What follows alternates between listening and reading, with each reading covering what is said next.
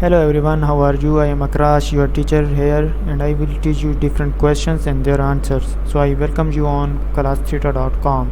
So our today's question is: Lopez Corporation incurred the following costs while manufacturing its product.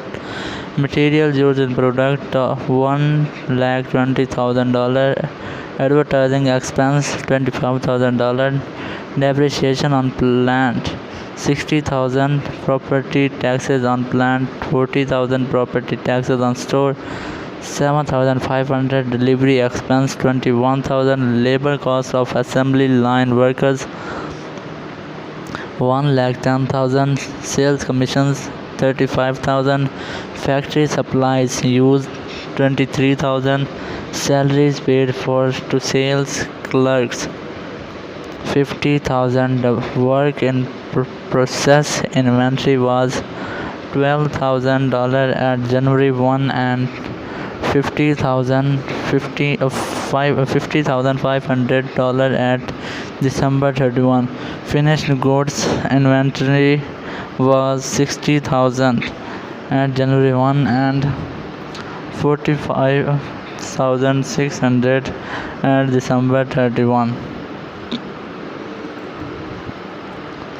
The answer of the question is: to determine the cost of goods manufactured and cost of goods sold for Lopez Corporation, we need to organize the cost into categories and calculate accordingly.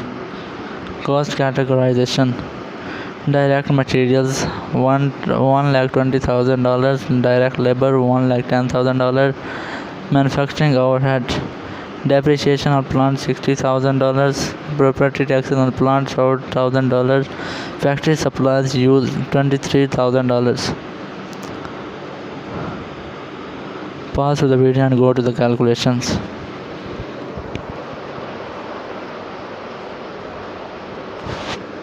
Summary: cost of goods manufactured COGM